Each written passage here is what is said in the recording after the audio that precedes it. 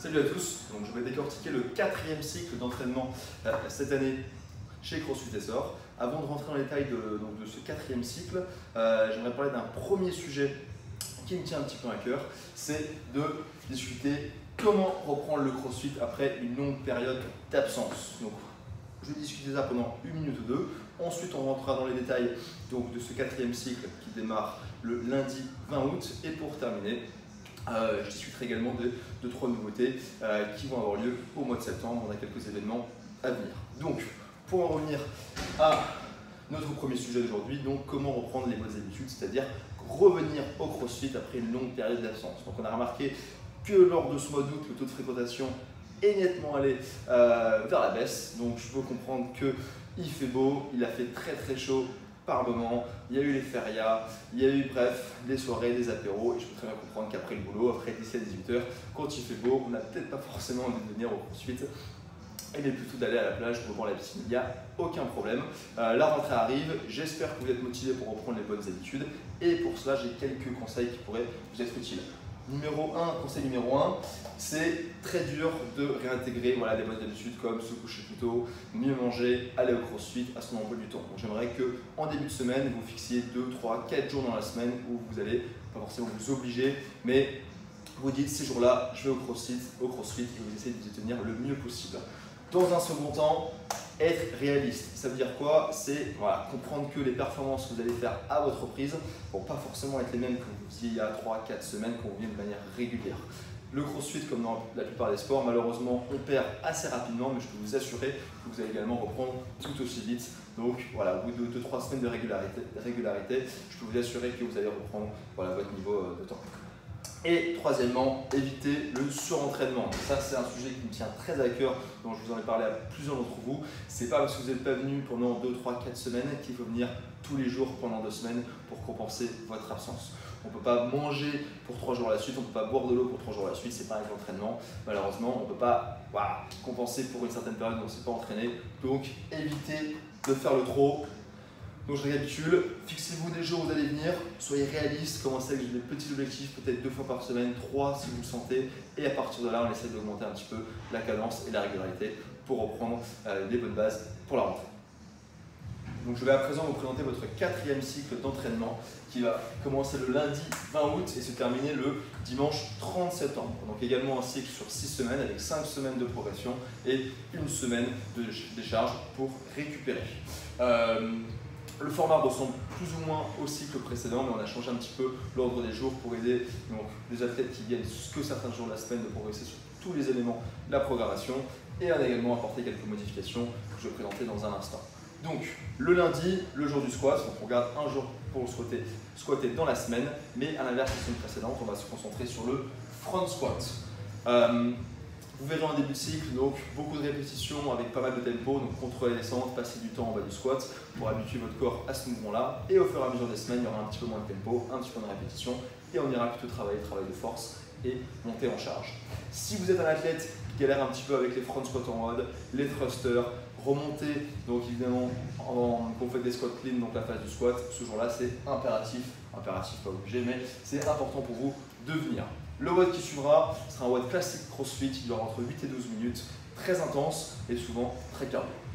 Le mardi, donc ce sera notre première des 2 journées gym, on va surtout se concentrer sur un travail statique de gainage pour commencer, mais pas que. C'est-à-dire que ça va durer entre 9 et 15 minutes, comme on a fait la semaine précédente, sous format démum. Il faudra tenir certains mouvements qui ont pour but de vous aider à travailler tous les muscles au niveau des abdos, des épaules pour renforcer en gymnastique. Mais on va également se concentrer un peu plus sur les 6 semaines à venir, sur la phase de keeping. Donc de venir vraiment pousser contre les barres pour progresser vers les keeping pull-up et éventuellement le butterfly si ça m'intéresse certains.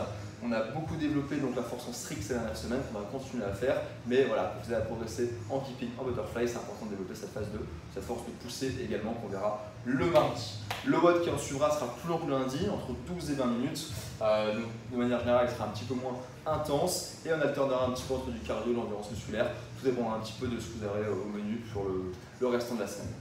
Le mercredi, on a notre journée altéro, donc comme on a fait précédemment, on alternera une journée les squats clean, une journée les squats snatch, donc il y aura tout en squat sur ce cycle-là. On fera un complexe altéro, donc on mettra 2 mouvements de la même famille ensemble en hang, donc un départ au-dessus du genou ou sous le genou, et un départ au sol, donc une semaine les clean, une semaine les snatch. On passera bien le temps de voir le mouvement en début de cycle, c'est-à-dire que vous ferez beaucoup de répétitions, ça va vous permettre de travailler bien la technique, de ne pas forcément être lourd.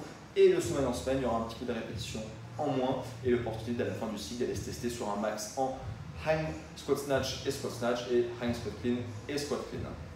Donc vous remarquerez que depuis le début, on transitionne vers l'altéro en squat et c'est le cycle suivant qu'on va venir se tester sur un vrai 1RM sur ces 2 mouvements-là. On va passer beaucoup de temps à voir la technique le mercredi en altéro, donc on aura très peu de temps pour un WOD à la fin du cours. C'est pour ça que le WOD sera constitué d'un sprint, donc parfois ce sera sous forme d'intervalle ou alors en équipe ou alors individuellement, mais vous travaillerez rarement plus de 6 minutes, ce sera surtout des efforts de 3 à 6 minutes, peut-être 8 de temps en temps, mais l'idée c'est que vous mettiez un maximum d'intensité dans ce WOD là. Le jeudi, ce sera le 2e jour de gym, donc plus dynamique que ce que vous verrez le mardi. Les cycles précédents, on avait seulement travaillé les mouvements de tirage, donc visant pour vous aider à améliorer votre action. À présent, on va associer les mouvements de tirage et les mouvements de poussée. Donc pour tout le monde, le premier mouvement de tirage sera à faire sur les ring rows. Certains sont faciles, vous allez surélever vos pieds sur un bench par exemple. Là, je peux vous assurer que ce ne sera pas si facile. Et associé à ça, des ring dips si vous en êtes capable, ou sinon on fera des pompes, on essaiera évidemment des genoux, des hamats, bref, tout ce qu'il faut pour que tout le monde y arrive. Cette gym-là sera à faire en tempo, donc il faudra également contrôler la descente sur les pompes ou les dips, passer du temps en gros, bref, on va compliquer un petit peu les mouvements pour vous aider à vous renforcer là-dessus et à travailler également le gainage.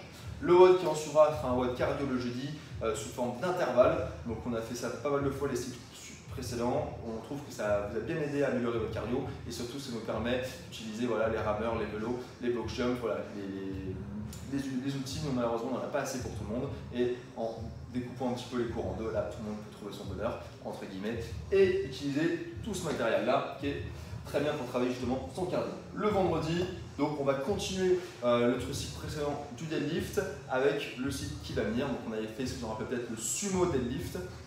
On va transitionner sur les 6 semaines à venir sur un deadlift classique.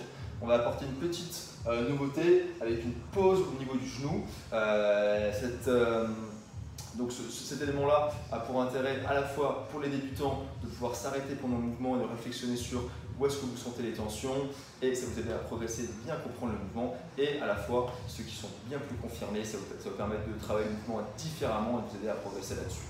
Le WOD qui en suivra sera plutôt un WOD basé sur l'endurance musculaire, donc suite à le travail de force sur le deadlift, où il sera pas mal le mouvement, donc le fait de se pencher vers l'avant pour travailler un petit peu plus l'endurance du bas du dos. Associé à ça, je pense qu'on va pas mal utiliser les triceps, les épaules, mais voilà, c'est pas une règle d'or. Vous allez également voir quelques WOD qui seront bien cardio le vendredi aussi. Le samedi, ce sera notre jour du WOD long. Je l'appelle par long, c'est un WOD qui dure souvent entre 20 et 40 minutes. Celui-là, il est plutôt populaire, j'ai l'impression. Avec souvent de la course. Donc pour ceux qui souhaitent vraiment avoir un WOD, il y a pas mal de courses. Pas forcément de manière intense parce que le WOD sera long. Et si vous voulez travailler votre endurance sur le long terme, le samedi, c'est une très bonne alternative. Le dimanche, je ne figure pas sur ce tableau, mais on ne change rien. C'est toujours un WOD en team qui permet peut-être de briser un petit peu la monotonie de la semaine et de s'entraîner de façon différente. Pour terminer, j'aimerais vous tenir au courant des actualités qui vont avoir lieu pour le mois de septembre. Premièrement, vous aurez l'opportunité d'offrir un mois gratuit à toutes les personnes de votre choix. Donc, comment ça va fonctionner? Vous pouvez offrir un mois d'entraînement gratuit donc, tout le long du mois de septembre. Et si jamais la personne à qui vous offrez le mois s'inscrit derrière et prend un abonnement chez nous de 6 mois ou 1 an, vous bénéficierez vous-même d'un mois gratuit sur votre abonnement. Donc c'est une grosse offre à ne pas manquer. Vous pouvez l'offrir à autant de personnes de votre choix, il n'y a aucune restriction. Et pour vous aider à trouver des créneaux qui va convenir à vos proches, à vos amis, donc je m'occuperai moi-même de faire un cours le samedi matin à 9 h comme cours d'initiation. Donc ce sera un cours ouvert peut-être à 10-12 personnes max, avec justement vous, l'adhérent et votre ami. Et donc ce sera un cours parfait pour lui apprendre un petit peu les bases du CrossFit et lui présenter notre sport. Secondement, en septembre, nous comptons organiser une compétition en équipe le samedi 15 septembre. Donc ce sera une compétition en équipe de 3 composée de 2 hommes et une femme. Il y aura un sondage sur Facebook pour savoir si vous préférez faire un événement le matin et un événement du style barbecue le midi, ou si vous préférez le faire en fin d'après-midi et faire plutôt un dîner et soirée à la boxe. Donc le sondage sera mis sur Facebook en fin de semaine ou le week-end à venir et on vous laissera décider voilà, l'événement qui vous plaît le plus. Dernièrement, pour cette compétition, il y aura une catégorie RX et Scale, ce qui permettra à la fois de pousser un peu les WOD pour ceux qui maîtrisent l'intégralité des mouvements de CrossFit, mais également l'option Scale est là pour permettre à tout le monde de participer. Concernant donc ces deux nouveautés, vous recevrez un email respectif pour chacun de ces sujets, vous expliquant bien plus de détails pour chacun de ces éléments-là en temps et en heure, c'est-à-dire d'ici la fin de la semaine et ce week-end, pour savoir comment tout va fonctionner. Donc voilà, assez longue vidéo pour ce cycle-là, comme vous avez pu le voir. Mais donc on compte sur vous pour reprendre les bonnes habitudes. On veut vous voir très nombreux à la rentrée. Sélectionnez les jours qui vont convenir le plus en fonction de la programmation qu'on a mis en place pour vous pour ces 6 prochaines semaines. Et évidemment, on compte sur vous pour parler du CrossFit à vos proches, à vos copains. Je pense que vous le faites déjà assez, mais voilà, c'est l'opportunité de les faire venir. Ils n'ont plus d'excuses. Je sais comment ça marche. Les gens trouvent des excuses, ils disent ouais, on verra, c'est un peu trop cher, je sais pas quoi. Là, il y a un mois gratuit. Voilà, ils n'ont plus le choix, ils sont obligés de venir essayer.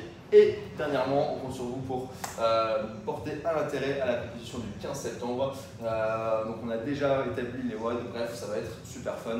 À vous de décider si vous voulez faire ça le matin, le midi ou le soir. Nous, on est ouvert à tout. Mais dans tous les cas, ce sera un plaisir de faire ça avec vous.